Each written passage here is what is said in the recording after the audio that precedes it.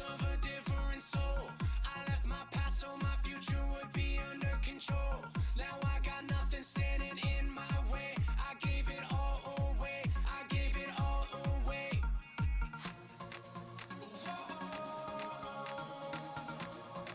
I gave it all. You got me living how I wanted all along. Now all my tears are dried away.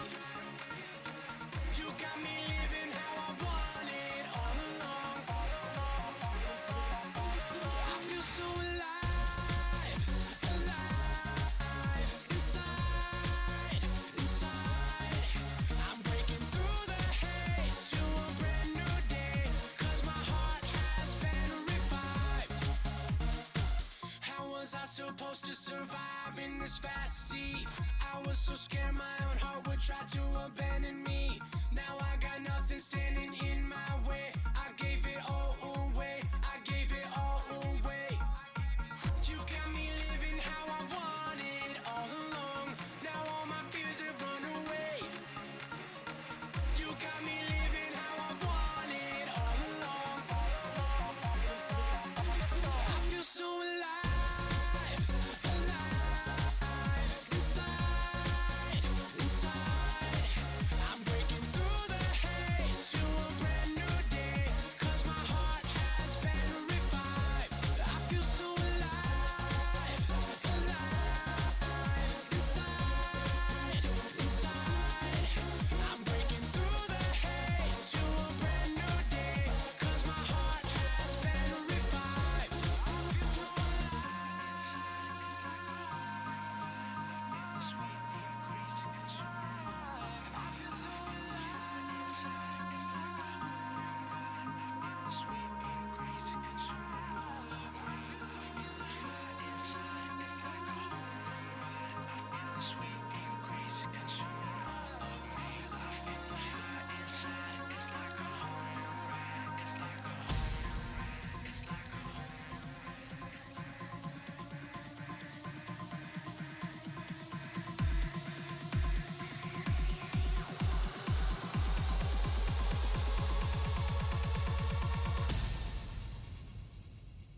I feel so alive, alive, inside, inside. I'm breaking through the haze to a brand new day, 'cause my heart has been revived. I feel so alive, alive, inside, inside. I'm breaking through the haze to a brand new day, 'cause my heart has been revived. I feel so alive.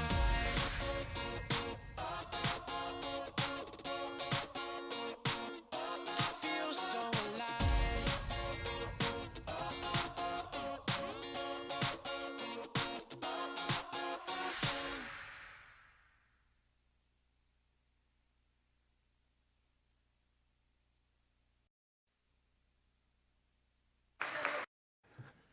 All right, children, gather at the back door and get out of here. In fact, just keep going when you get to the back door.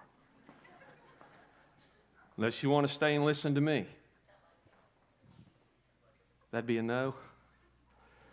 All right, guys, whatever you cut on just before that song started your buzz again. If you can't find it back there, go cut the amp back real quick, because it's annoying.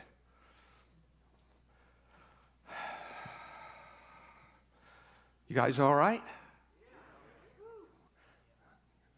Grateful for Sandy working with the kids doing stuff like that. Have you noticed how kids are one way on camera and how they are in real life? So if you want your kids to settle down, just cut a camera on and they'll just stand there. All right. I've got a short sermon today. Does that look short to you? All right, if you mamas would pull out your bulletin, first of all, and peruse your bulletin. And if you look there on the inside of page 3, if you see a little purple heart that says Mom's Rule, can you just kind of stand up? And if you're not a mama and you got one of those and you want to slide it to a mama real quick, this would be a good time to do that. We got one mama here, 2, 3. Should be a couple more anyway. Maybe they're back in children's ministry or something. Oh, here we go. 2 of them right here? Well, that sounds rigged to me. Oh, it's hers. Okay. Well, on the way out the door, if you will stop, Miss Susie has a gift card for you from Walmart. It's not a lot. It's twice as much as the Sweet Frogs. Go buy yourself something really nice. Thank you, guys. See, you never know when you're going to get something free that's not even spiritual here at Cornerstone Family Church. We cover the temporal and the spiritual. We do it all. So, little woman, they're going to see you on the way out the door. I've already done it. All right, stand back up if you want a gift card. And my wife will come around and she will give you your $500 gift card. Your $10 gift card from Walmart. I always get some extra ones that if nobody claims them, then I go to Walmart afterwards. All right. I want to tell you a story this morning that those of you that grew up in church, it's going to be a familiar story to you. And maybe even some of you that didn't grow up in church, you will at least be familiar with this story because this story has become very famous. I imagine this is one of the more common stories that is used on Mother's Day Sunday, but to my knowledge, I have never told this story. But boy, is it a good one. And if you've never been to church and you don't know anything about the Bible stories, but you've ever watched Seinfeld, they actually played off this story in a Seinfeld episode as Newman and Kramer argued over who owned a bicycle. How many remembers that episode? Look at this story. Now, 2 prostitutes, and I just want to stop right there and say I want you to get beyond the fact that these 2 ladies were prostitutes because I want you to understand that in that culture, much like today, these ladies did not enjoy doing what they were doing. These ladies had no husbands. They were doing what they had to do to survive. This was not any kind of cast on their character. I guarantee you these ladies hated what they were having to do. So I want you to forget you just saw that word prostitute. These were just 2 women. And they came to the king and stood before him. This is King Solomon, of course. And one of them said, "My lord, this woman and I live in the same house. I had a baby while she was there with me. The 3rd day after my child was born, this woman also had a baby. We were alone. There was no one in the house but the 2 of us. And during the night, this woman's son died because she lay on him. So she got up in the middle of the night and took my son from my side while I, your servant, was asleep. And she put him by her breast and put her dead son by my breast. The next morning I got up to nurse my son and he was dead. But when I looked at him closely in the morning light, I saw that it wasn't the son I had born. The other woman said, 'No, the living one is my son. The dead one is yours.' But the first one insisted, 'No, the dead one is yours. The living one is mine.' And so they argued before the king. The king said, 'This one says, my son is alive and your son is dead, while that one says, no, your son is dead and mine is alive.' Then the king said, 'Bring me a sword.' So they brought a sword for the king. He then gave an order, 'Cut the living child in 2 and give half to one and half to the other.' The woman whose son was alive was filled with compassion for her son and said to the king, 'Please, my lord, give her the living baby. Don't kill him.' But the other said, 'Neither I nor you shall have him. Cut him in 2. Then the king gave his ruling, 'Give the living baby to the first woman. Do not kill him. She is his mother.'" I love this story because if we had to take everything that a mother is, everything that a true mother represents, and we had to encapsulate it in just one short word or sentence, we would say the role of the mother is to protect, to guard. And some of the kids even said that. I love my mother because she provides, she protects, she takes care of me. This story is one of those in-your-face stories. that nobody can argue with because it's just so blatantly put out there. This is what a mother is. This is what a mother is not. And the story is making the point, just because you bore another human being does not make you a mother. Now, in all fairness, my heart would go out for the mother who rolled over on her son and suffocated him in the night, because it goes to show her desperation, how bad she wanted a child with what she did. And yet, in her heart, she was not willing to reflect the protective nature of a true mother. Because those of you that are mothers here, true mothers, you know, you don't just protect your children, you protect whatever children is hanging out with your children. You're not just their mommy, you are the mommy when everybody comes to your house, the Kool-Aid house. It's the heart of a mother. A mother guards, a mother protects, a mother does whatever she has to do to guard and protect her child, both physically and emotionally. I was so touched Friday night as we gathered up at Fincastle, a bunch of us, to take pictures of some of the girls on their senior prom, and a bunch of their friends up there, and I stood there looking around and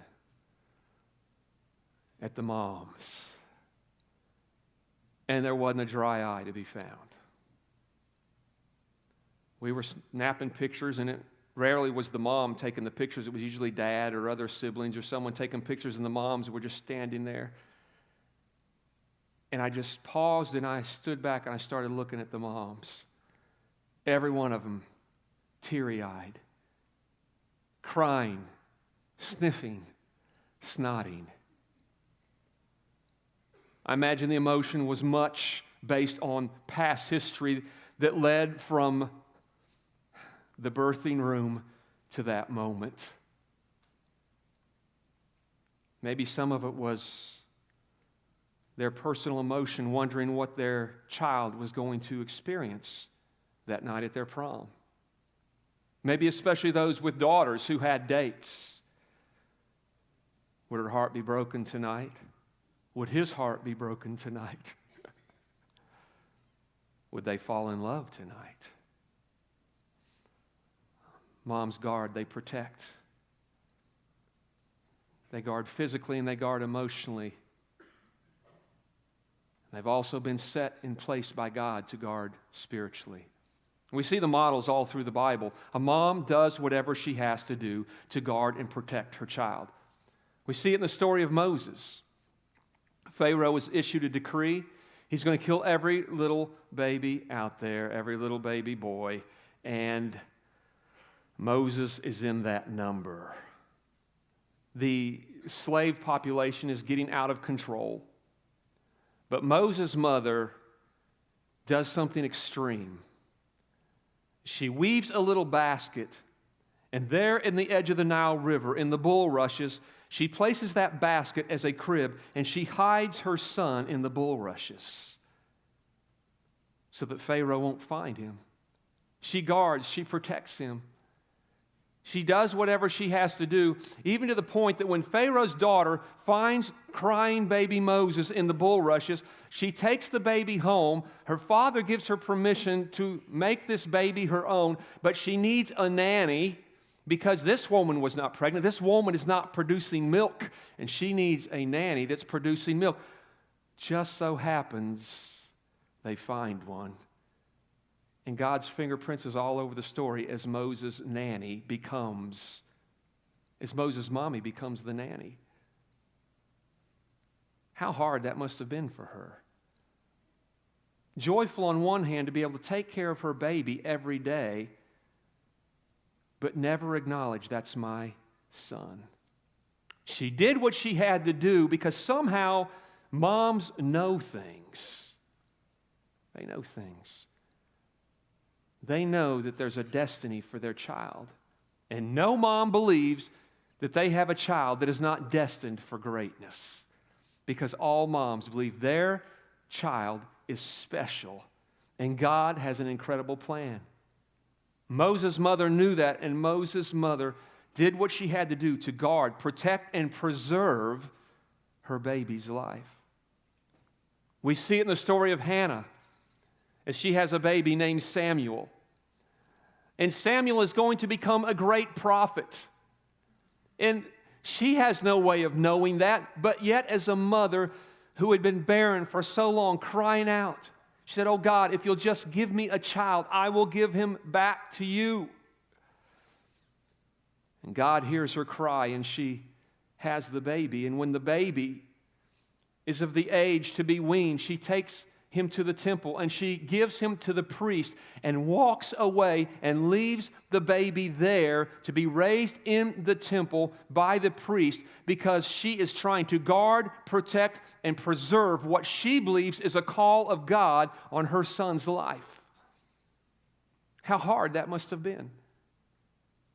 How hard for Moses' mother to put him in a basket in the edge of the river and walk away in order to guard and protect and preserve his life. How hard it must have been for Hannah, who had been barren for so long, crying out to God for so long, "Please give me a child." She finally gets a child, and to take that child to the temple, hand him to the priest, and walk away. How hard that must have been. But she did what she had to do. Because a mother doesn't just guard their children physically. They guard them emotionally. They guard them spiritually. They guard the destiny. They guard the call. They guard the talents. I've watched with much laughter through the years as Hannah has been growing up, the difference between my wife and I when it comes to guarding and protecting. Hannah was probably only 5 years old, maybe even less than that. And my wife came in here one day, and I was working on something high and had the 12-foot step ladder out. And she walked in the room right as Hannah was reaching the top of that ladder. And she came to the door, and she released a blood-curdling scream, "Have you lost your mind?" Me as a father, I'm at the bottom of the ladder going, "Come on, baby, you can do it. You can do it. Go higher. Go higher. I know if she falls, I'm going to catch her. I'm not worried about it. Go higher." That's what dads do. Dads challenge kids to do incredibly smart and stupid things. Moms just know they're the guardian. They're the protector. I'm the one that puts Hannah on the bike and pushes her down the road. For better or for worse, she's got to learn to ride the bike. If my wife is there, it takes longer to get her up to the road on the bike because we've got to put on the helmet, we've got to put on the elbow pads, we've got to put on the knee pads. This is when she was younger. This isn't now. Be a better story if it was now.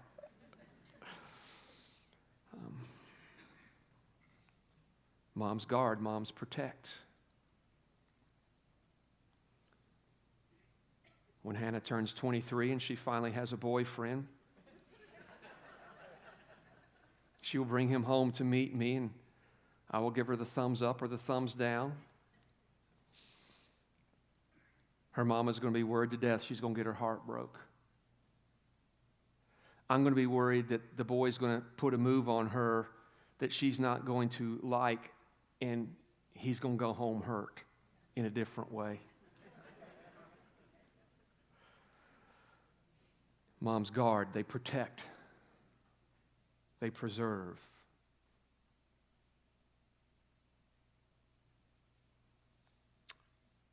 Moms protect, moms recognize things that nobody else sees in a child.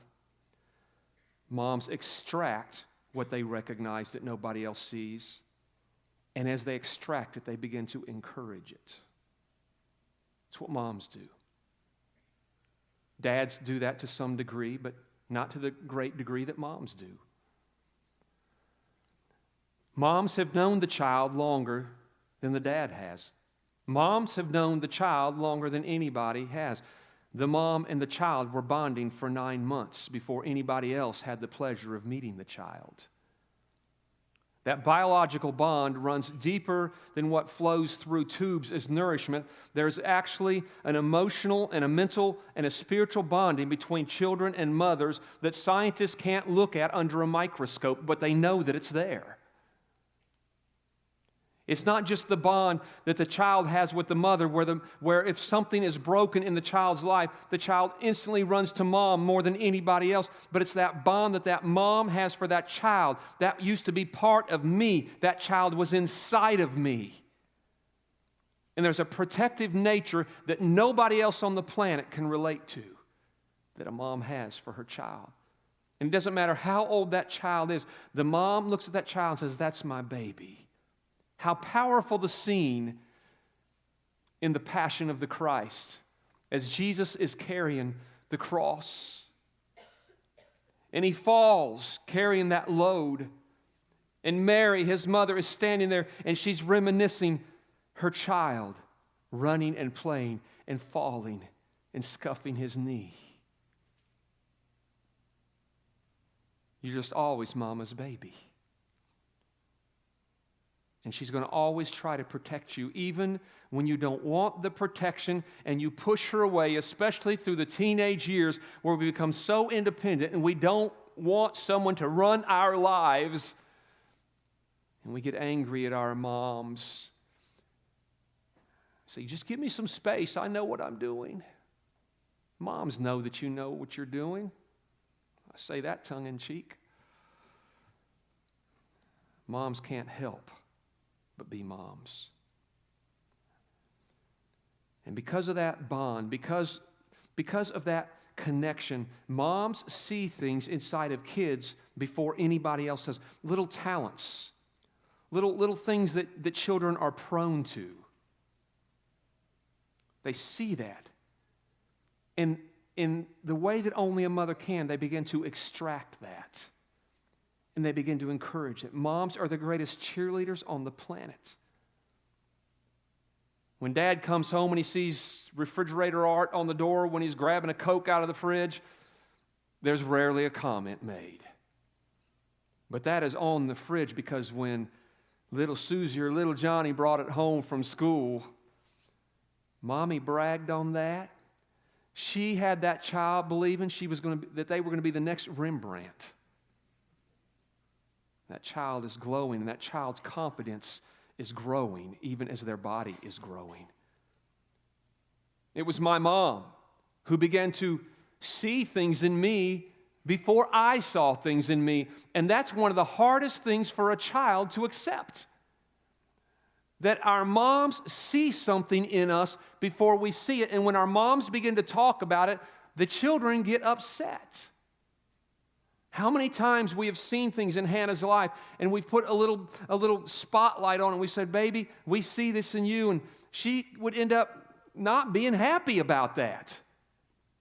She wants to see what's in her life for herself, and we definitely want her also to do that, but we see things before the children see things. And if that were not the case, we'd be in trouble, because by the time a child sees the capabilities, the possibilities, the potential, by the time they see those gifts and those calls of God, by the time they see it, it's often too late for them to begin to nurture it. So if mama doesn't see it and begin to nurture it and extract it and pull it out and encourage it and build it up, then that child will grow up becoming something very different than if mama wasn't doing that.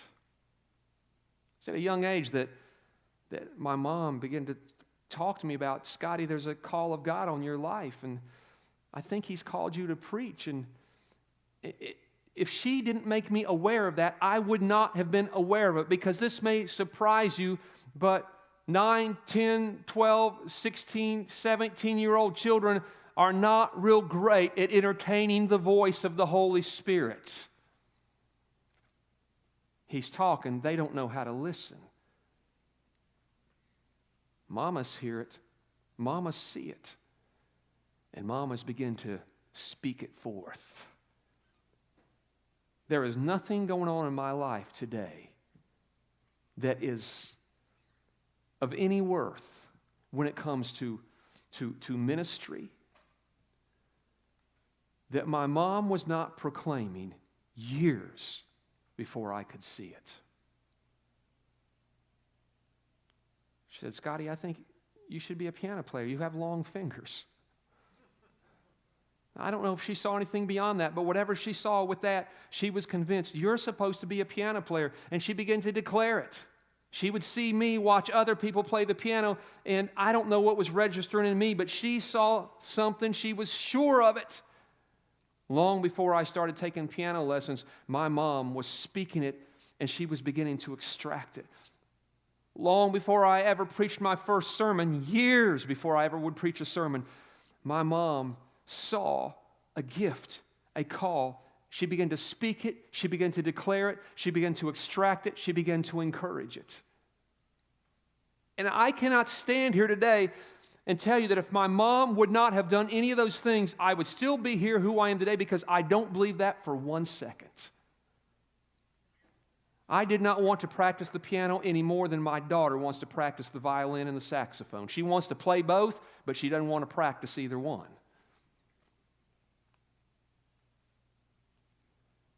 It was my mom that saw things, and she began to speak things, and she began to encourage things, and she challenged my thinking. And she would create opportunities for me. She would open doors for me. That's what moms do. Moms open doors for children to step through those doors and to excel at things that will matter later on in their life. My mom saw, she declared, she began to extract, and she encouraged. And when I didn't do very well, I did not know I did not do well at things, because my mom was the loudest voice telling me I did awesome. When my mom saw that my confidence was getting a little too much and was getting the big head, my mom knew how to set me down and tweak and bring me back down to earth. It's my mom. Those of you that have been here for years, you know the relationship I had with my dad. I loved my dad. He was the greatest father a human being could ever have. But my dad in those days was doing what most dads did. He was working. I grew up in the days where the majority of the moms were stay-home moms, and dads went out and worked. And dads came home, and after working 12 hours, and they did more work around the house. We grew up on a farm, so the farm work was just endless, and dads didn't really have the time to sit down and look into a child's life and see what God had ordered. That was my mom, 100% my mom. I am who I am today, and I'm standing here doing what I'm doing today because my mom saw something, and she began to guard it, and she began to protect it. And she made sure she put me in environments where it could be extracted. I don't know about your kids, but I didn't always want to go to church. I didn't grow up in an age like today where children got to choose those kind of things. I grew up in a time where parents made those kind of decisions in a family. They made the decisions what the child would eat and what the child didn't have to eat. They made decisions about no dessert till you finish your green beans. They made the decision, brush your teeth before you go to bed, or I will brush them for you.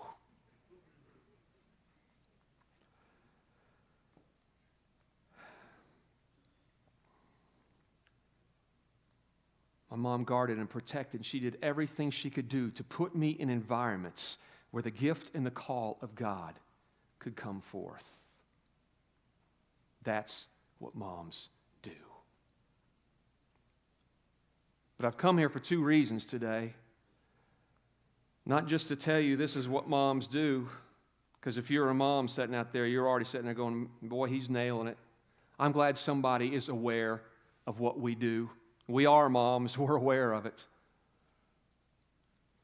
The other thing that I've come to tell you today is that today is not like yesterday when it comes to the moms in the family.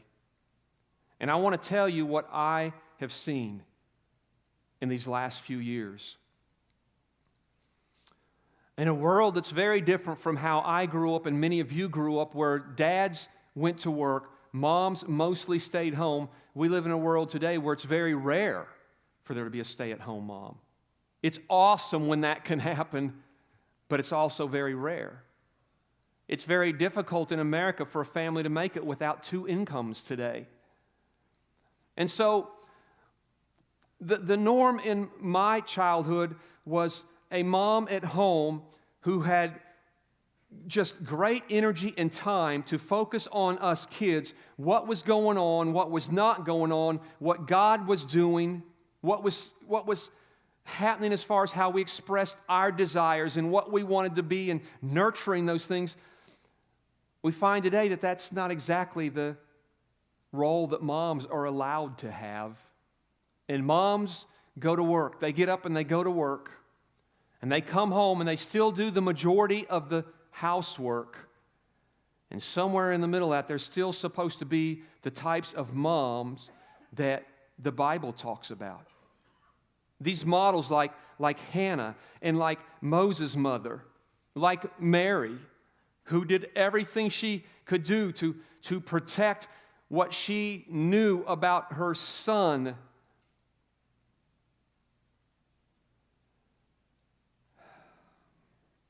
Like this mother in the story that we read that appeared before King Solomon, willing to do whatever she has to do to guard and protect. The reality is that moms come home now and they're just tired. The heart's still the full beating heart of the mom. Ain't nothing changing there. The heart isn't changing, the energy level is. And moms have their own weight they're having to carry now at work, and heavy responsibility at work. And now a lot of moms have jobs where they can't just punch out and go home, but they're having to bring the job home with them also.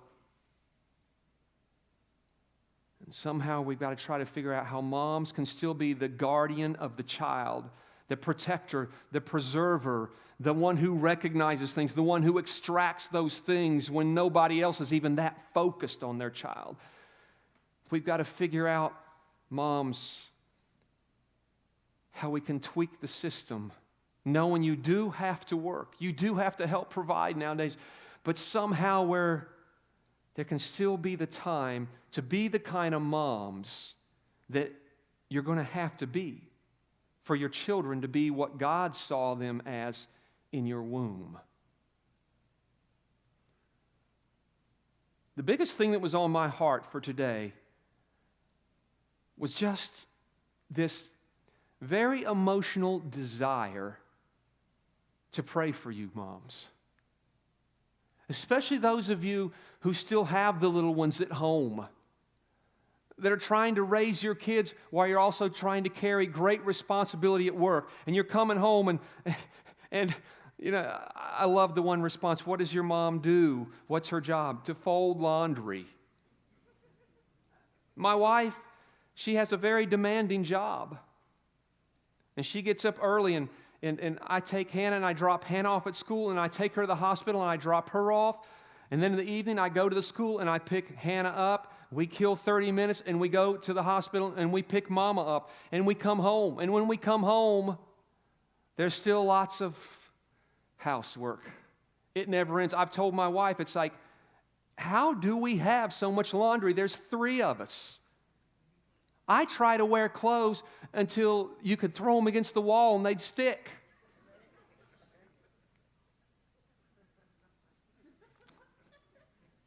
Not really.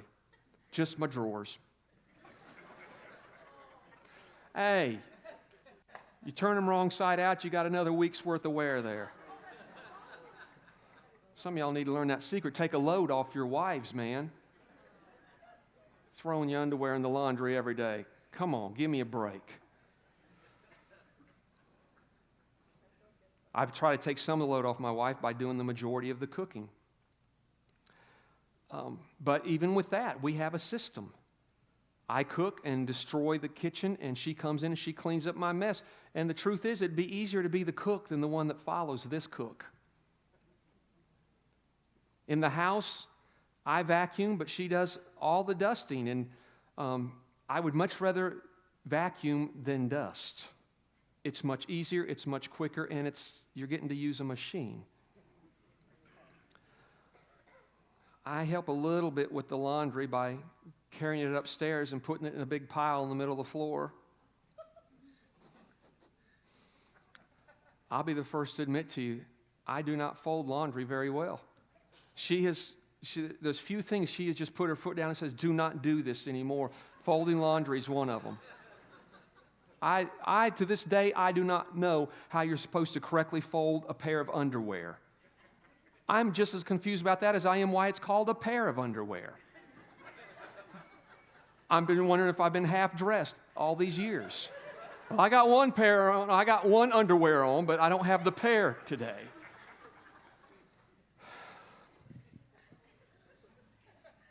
There's just too many squirrels that run through my brain when I'm preaching. God chooses the weak things. What can I say?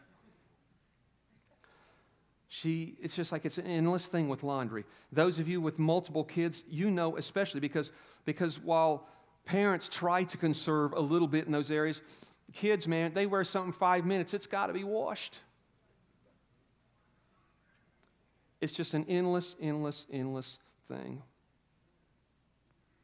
My wife drops in the bed every night, just exhausted.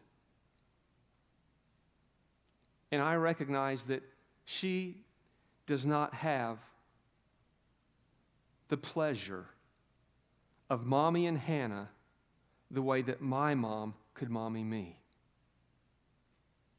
But we can't change our culture. We can't change our world. We can't cut back on our jobs. It is what it is, so we've got to figure out what we can do. And all we can do is just be very, very conscious of our situations, become very aware of it, and honestly look at our lives. What can we cut back? What can we take off the table? We're always on the run. Let me tell you, just because we're always on the run with our kids does not mean that's quality family time. I want you to know, I love encouraging my daughter to do many things, and one of the things that I was just surprised about was that Hannah was a good basketball player. I didn't see that one coming. I wasn't expecting that. And I love when she plays basketball, and I love taking her to practice and taking her to the games and sitting there. It is part of what this thing's about, having kids sitting there and beaming with pride while your kid does something. But I want you to know, when we're doing the basketball stuff, that is not family time. That is not.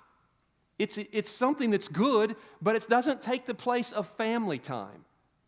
I love something that Kenny Kinzer said 2 years ago when some of us that found out about the covert meeting going on with the Board of Education and teachers and parents that didn't know about it, about changing the school schedule. I guess it was 3 years ago.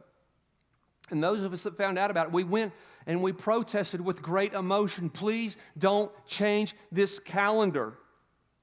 We saw we were going to have no summer at all. If your kids are in band camp, it's even worse. They really have no summer at all.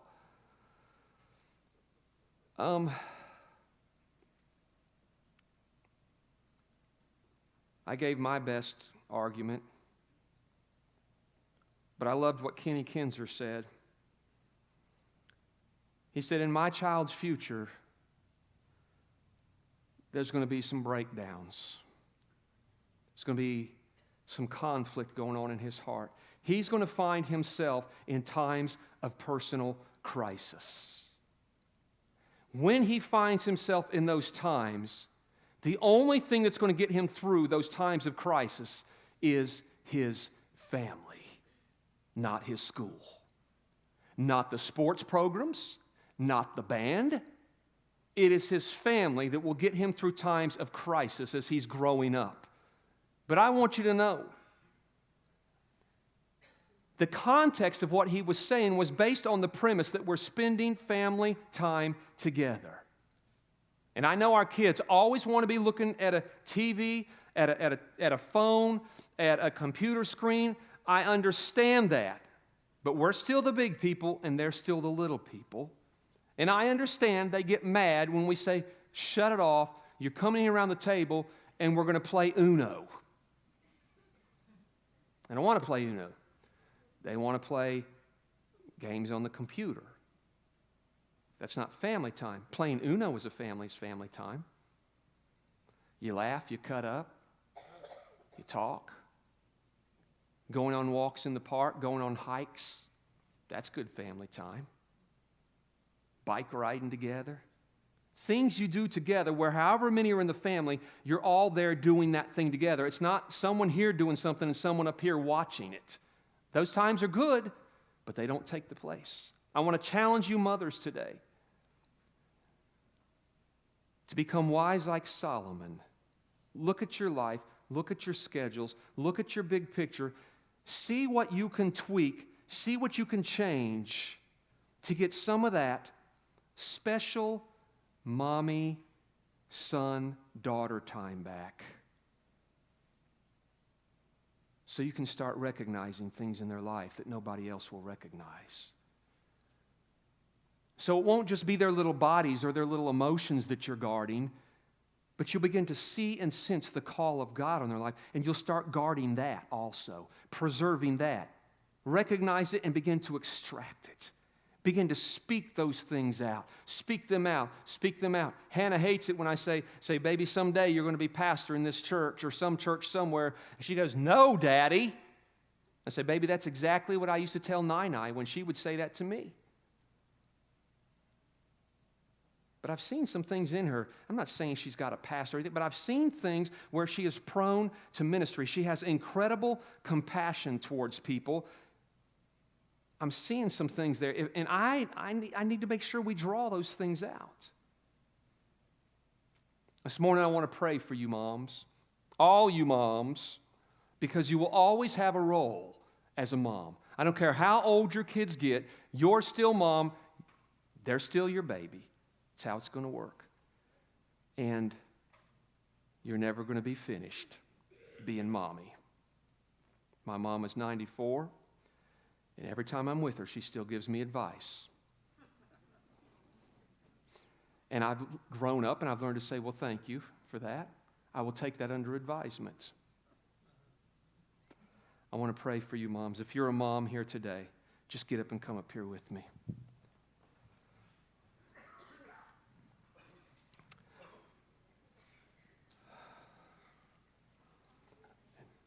Some of y'all, this is your first Mother's Day. Is this your first or second Mother's Day? With the newest ones. Have you lost your mind? Was it not enough the first round? I know, right? I'm learning every day. How many mommies do we have that this is your first Mother's Day? Just go like this. I was waiting on you too. Any over here? You've been waiting on this, haven't you? Just been waiting on this. We've been waiting with you. Any of you women back there that's got a bun in the oven, but the bread's not baked yet, you're a mommy. Come up here with us. Who just got pointed to back there? Alyssa? Just because we ain't seen it, don't mean it ain't so. That baby's a baby for 9 months before we ever see it. You're a mommy for 9 months before you even lay your eyes on that baby. Look at this, man. Look at the mommies. This is incredible. I tell you guys every year, and I know you hear me, but I don't know if you understand the gravity of what I'm saying. The body of Christ is built on this. Jesus has one job in the earth that he's doing. He's building his church. We have a revelation here. He builds the church by building the family. Well, guess what? Ain't no family unless mommies are mommies. It is the primary functional role of the family unit. Mothers being mothers. I want to say along with my wife that if you grew up with a mother that wasn't a great mother, I want you to know you can learn from the wrong example just as much as you can the right example. And I'll bet you some of you all have done exactly that because I know that my wife has. We love you guys. I've watched you as you become the mommy to whatever children are around you. Because you're mommies. You don't even try. You don't even stop and think about, now, how should I act with these other kids? You don't even stop and think about those things. It's just who you are. And we are all very comforted because of that. Very comforted. We love you guys. I want to pray for you all, and especially for you mamas that are still trying to juggle life and raising children at the same time, because God has really put you on my heart. I understand this thing is just crushing at times. And I know that without me even having to preach this sermon today, I know a bunch of you have already been looking at your life going, I don't like this. I hate that I'm away from my kids so much. I hate that I'm coming home tired. I hate that when they want to go do something that I just don't feel like it. I hate the number of times I'm saying, can we just do it later? I just need to sit down for a few minutes because they're bouncing off the walls. They want you. They're ready for you, and you're just tired. We feel for you. And I want all these dudes out here to understand the load you're trying to carry right now because it's heavy. Why don't you just grab another mama's hand right beside of you? Get you out of here so you all can go get a good Mother's Day meal. Father, I thank you for these mothers. Oh my goodness. Jesus, I think about your story, and I wonder how the story would have changed if not for your mommy, who guarded you just as a toddler, was willing to pluck you up out of your natural environment and culture and take you to Egypt to protect you from Herod. Protect and preserve the call, to extract it even before you wanted to have it extracted. She was saying, no, do this. She was your cheerleader. She was your coach. She was your nurse. She was mommy. Lord, if your life would have been different without a mother, how different would our lives be without a mother? Today, I thank you for these moms. And today, Lord, I'm asking you, like I've never asked for anything quite like this before, with fervency and great emotion. I ask today, as a grace gift, that you endow these mothers with fresh portions of energy, of strength to do what they've got to do, to juggle life, juggle jobs and children, trying to keep a husband straight, trying to keep a house straight. I thank you, Lord, that you know, you see, you understand what's going on in their lives. You know what each of them individually need today. But I pray, Father, that by the power of your Spirit, you will encourage them, you will build them up, you'll comfort them, reminding them that other people know what they're having to carry right now. I pray, Father, that you will give them incredible wisdom to now step back, look at their life, see how they can make some adjustments, see how they can tweak the system to get some of that quality family time back. Because, Father, I can assure you, it won't be Dad's idea to get that kind of time back. It'll have to be Mom.